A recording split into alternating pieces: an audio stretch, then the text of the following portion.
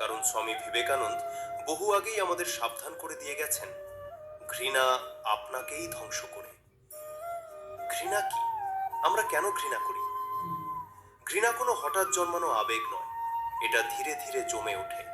অবহেলা থেকে, অপমান থেকে, তুলনা থেকে, হিংসা থেকে, অপূর্ণ ইচ্ছা থেকে। কেউ আপনাকে ছোট করেছে, কেউ আপনার জায়গা দখল করেছে, কেউ আপনাকে গুরুত্ব দেয়নি, আর আপনি মনে মনে বললেন, আমি এটা ভুলবো না। কিন্তু আপনি কি জানেন, এই ভুলবো নাটাই একদিন আপনার শান্তি কেড়ে নেয়। স্বামী বিবেকানন্দ কেন ঘৃণার বিরুদ্ধে ছিলেন? বিবেকানন্দ জানতেন, মানুষের সবচেয়ে বড় শত্রু বাইরের কেউ নয়, মানুষের সবচেয়ে বড় বড় শত্রু তার নিজের অশান্ত মন। তিনি দেখেছিলেন, যে মানুষ ঘৃণায় ভরে থাকে সে ধীরে ধীরে দুর্বল হয়ে যায়।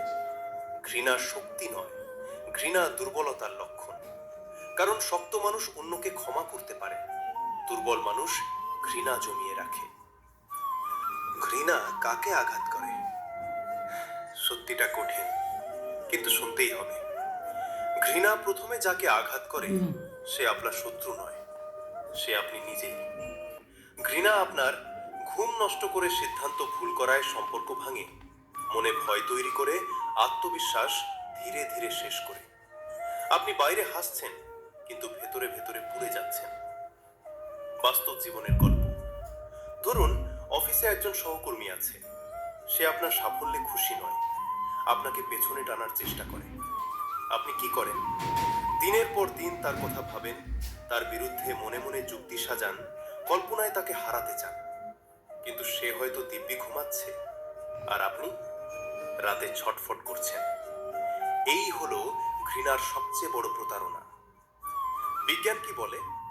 আধুনিক মনোবিজ্ঞান বলে, দীর্ঘদিন নেতিবাচক আবেগ ধরে রাখলে মস্তিষ্কে স্ট্রেস হরমোন বেড়ে যায়। এর ফল রাগ বাড়ে, স্মৃতি দুর্বল হয়, শরীর ক্লান্ত থাকে, মনোযোগ কমে যায়। মানে কি? আপনি নিজেই নিজের বিরুদ্ধে কাজ করছেন। বিবেকানন্দের দর্শনে ঘৃণার জায়গাটা কোথায়? বিবেকানন্দ বলতেন, মানুষ অসীম শক্তির আধার, কিন্তু এই শক্তিকে আটকে রাখে কি? ভয়, হীনমন্যতা আর ঘৃণা। যে মানুষ ঘৃণায় ডুবে থাকে সে নিজের শক্তিকে ব্যবহারই করতে পারে না, কারণ তার শক্তি যায় রাগে, প্রতিশোধে, অন্যকে হারানোর চিন্তায়। কঠিন সত্য। এখন একটা কঠিন প্রশ্ন, আপনি কি সত্যিই যাকে ঘৃণা করেন সে আপনার জীবনের সবচেয়ে গুরুত্বপূর্ণ মানুষ? যদি না হয়, তাহলে তাকে আপনার মাথার ভেতরে এত জায়গা কেন দিচ্ছেন? আপনার শান্তি কি এত সস্তা? ঘৃণা ছাড়লে কি হয়? যেদিন আপনি ঘৃণা ছাড়েন সেদিন আপনি কাউকে ক্ষমা করেন না, আপনি